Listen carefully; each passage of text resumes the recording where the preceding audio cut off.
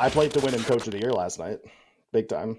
No, he tried really hard. Yeah, I mean, I I thought about like pulling an all-nighter in case it took a while for some of the other domestics to open Coach of the Year after the game, but they opened really fast, so it was okay. It was a bizarre experience.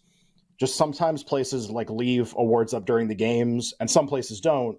And some like how they choose to do it never makes a lot of sense to me, and how they try to change their pricing as the game goes on doesn't make a lot of sense to me. And last night would be the perfect example, and we can do more after the break. But just like when it becomes more and more likely the Browns are going to win, like my thesis that I took into the week and into the game was like, yeah, if they win, like it's basically done. Maybe it's not 100%, but it's like 98% or 95% done. And Stefanski wins Coach of the Year. And so like they're up in the fourth quarter and the price is minus 110. And it's like you follow it, and it's like, well, it was plus 150, so they lowered it. No. They need to lower it to like minus 10,000. Like that's where like it's 60 cents is hilarious. And so it's just like bet and bet and bet and bet, and it like moves very gradually and bet and bet and bet and bet and bet. And then other places open and everyone bets those. And then they bet again, and then they get bet again. And I got friends this morning being like, I still see minus 275. I'm driving somewhere to go jam in more money. Like that was the last 24 hours of this. Like we have attempted us awards folks to squeeze every drop out of this thing like imaginable, and may not be done. Like there may be more opportunity to get even more bets, and we'll see. I think one award was clinched last night, but only one, and now there are just guys who are more likely to win for sure. I think Stefanski won Coach of the Year last night, or at least like 99% of the time he did. I can't say 100 because like he could get like arrested tomorrow or something, and then people would probably vote for somebody else.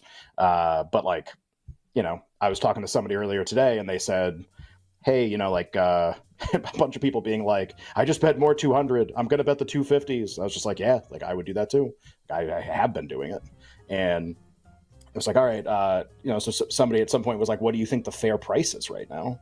And I go, all right, well, to figure that out, tell me who you think can win still and what has to happen for that to happen in Coach of the Year. And they said, do you have, and they were kind of like, what do you think? Like, do you have somebody in mind? And I go, well, okay, like, I'll give you two that, again, like 1 in 1,000 kind of things, or like just that these people would win. I was like, all right, the first one is the Lions go win, and the Eagles and the Niners lose as like 17-point favorites to someone, and the Lions get the 1.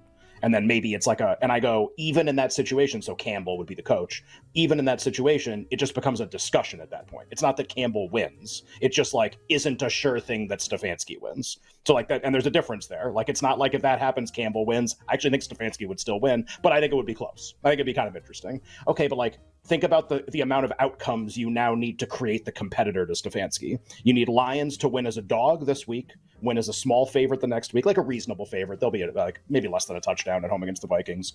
And you need like an 8-1 dog to hit in one of these like fake games at the end of the year. Like, do we even know if Kyler Murray's playing this weekend, by the way? Again, there's like all, like you need so many outcomes. Okay, parlay all those together. That's the chance that guy not even beats Stefanski, gets in the conversation. Like just makes it not a laugher. The headline off that game is like, oh, are the Browns going to have Defensive Player of the Year, Garrett, Coach of the Year, Stefanski, and Comeback Player of the Year, Flacco? Are those all going to come from the same team? Or are they going to really like sweep those 3 awards? Do you think they're going to sweep all those 3 awards? I think Stefanski's going to be hard pressed. I mean, obviously the odds are, you know, like massively swung in his direction. I think right. Like I saw like minus 300 in some spots. Yep. and he definitely deserves it. I mean, you're getting 11 wins, you're on your 4th quarterback. Joe Flacco is going to go 4-1. It's an incredible season. I mean, look, I see minus 275 maybe there. I would not rule out Sean McVay. God, he's still like 20 something to 1. I mean, I guess maybe Matthew Stafford's just playing too well, or the, you know, the Rams won't have enough wins to compete with Stefanski.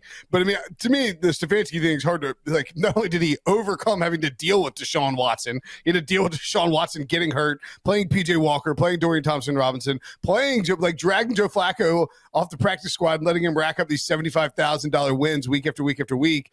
And like Flacco's playing this great football in Stefanski's system. And it's very clear that because of Stefanski's coaching and schematic approach, Joe Flacco is having more success. The run game is still working despite tons of injuries to the offensive line and Nick Chubb going down. So, yeah, I think it's really hard to unseat Kevin Stefanski winning this many games with this terrible a franchise when you've been saddled with this quarterback Watson who gets hurt and is like doesn't even want to play. So I mean, like, to me, it's hard to spin a narrative, especially when you consider what the expectations were. Even though, you know, Dan Campbell right there, 3.5 to 1 or whatever it is, great season for the Lions. The Browns have had to overcome a lot more. So I think personally that the Stefanski and Flacco things can go hand in hand. And all due respect to Damar Hamlin, I think, what did I say the last time we talked about this on here? I mean, he did come back from death. That's a big one. That's a tough one. That is not an easy one to come back from, death. But if you're talking about the sort of the spirit of the award as it relates to on-field performance, I think that Joe Flacco's comeback is more impressive, just personally. So you won't get canceled. You won't get canceled on this show for saying that, Will. Like we're in full support of that. So like you're good. Yeah, you're good. I mean, look, like Damar Hamlin is back on the field, and that's amazing, and he made tackles. But I mean, the guy like almost lost 2 games for the Bills. Yeah, he's the protector of the punt unit, and he screwed up a couple of times. Like Joe Flacco's out here throwing for 300 yards in 4 straight games at the age of 38. He's been taking naps on the sideline with, you know, Amari Cooper's not even in the game. He's like, all he's got is David Njoku, who, by the way, is playing despite the fact that he fell into a fire like 6 weeks ago. Like, he fell into a fire and burned his face off, and he's still playing football out there. What else could go on with this Browns team? To me, the Flacco story from a comeback player of the year award is more appropriate for the award than the Damar Hamlin comeback if we're talking about strictly the football nature of it. Like, Alex Smith came back from that like surgery that he nearly died with, but Alex Smith was like a combination of the two. He came back and played football and actually had to start for that Commanders team, or Washington football team, or whatever they were at the time. I think Flacco, obviously now you don't want to bet it at plus 115. I think Baker Mayfield would be a more deserving story than Damar Hamlin from a comeback player of the year award. Give us some other award to Damar Hamlin. Listen, I'll just say this to like Alex and Tyler and our crew. You guys don't find like the best 90 seconds of that from Will touting Flacco for comeback player of the year and post that on our socials. Everyone's fired. Like, we need that posted and ASAP so we can retweet. Why am I going to don't get me in trouble? No, we love it. We agree with you. And they gave Hamlin an award, to be fair. There's the Hallis Award for Courage, which they award in the spring. It was literally, he was nominated, and all the nominees for last year's Comeback Player of the Year award were nominated, and they gave him an award. And it's literally the description of the award fits perfectly with what he went through. It's like the player who best off the field perseverance to get back, whatever. The way it's written is let's celebrate this. Let's do it. And we did. So I don't even think you have to worry about that. There's no award that he gets. He got it. Great. That's great. And now we're going to do this now. Also, if I'm the NFL, the award is life. The award is life. And God bless him. That's the award. If I'm the NFL, I'm sort of, I don't know, at this point, I'm probably trying to be like, okay, we got we got the feel good story about that. We got everybody to stop pretending like he secretly wasn't alive. That was a weird conspiracy theory. And now, we can move on to this Joe Flacco story because, frankly, the NFL shouldn't keep bringing it up how a guy died on the field. That's really not something the NFL, it behooves him to bring up. I don't know that you can bet Flacco at plus 115, but I wouldn't be, if the Browns, the issue is if the Ravens win this week, they'll rest everybody. The Browns might sit everybody in week 18. Do you think it matters, though? Dable lost in week 18 last year. He went I almost think it's better if that happens. I totally agree. You want the last image to be last night. You want the last image because what if Baltimore loses to Miami and then the Browns have to play next week and Flacco throws 4 picks? It's done. Yeah, that's fair. All right, let's jump back to the YouTube chat. Eddie Hamilton. At Eddie Hamilton, he's taken, you guys have talked about it a lot this week, Baker Mayfield comeback player of the year. Why does he like this?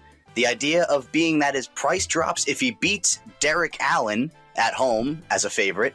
I know he's not going to settle this weekend, but it's very relevant to this weekend. Ken, what do you think? You and I have talked about this. We talked about it yesterday. Just what's the true difference between Flacco and Baker Mayfield?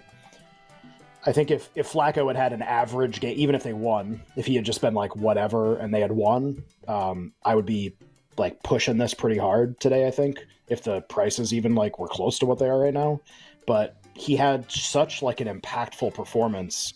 I'm not. I don't have a strong opinion. I'm like unclear about what the current difference is between the two of them, and it's now more likely that Flacco is like a realistic second choice in the market, whereas like going into the game last night, I think we both felt like it was a coin flip between Flacco and Mayfield, and it wasn't priced like that.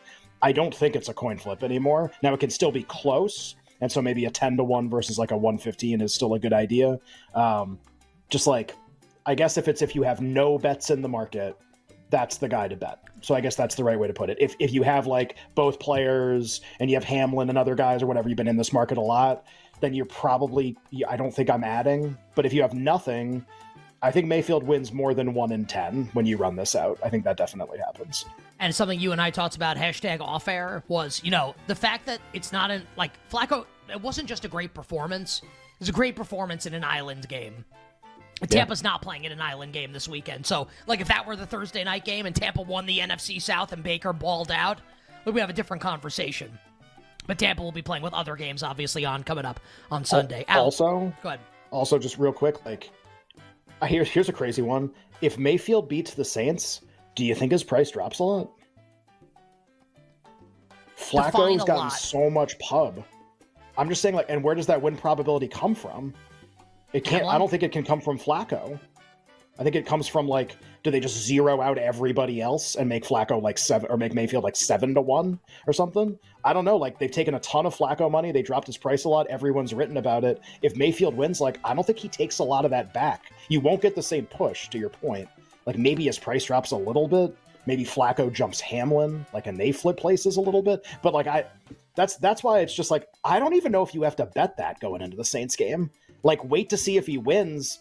Hamlin and Flacco feel so entrenched with, like, the money that's being bet on them and how people are talking about it. Like, I don't know if Mayfield can take from either of them. He can really only take from the guys behind him, which is, like, almost no win probability. Here's something that I haven't thought about yet. Tampa can only be the 4. They can't catch either the 2 or the 3. Right. If Tampa wins on Sunday, like, they are locked in as the 4 seed.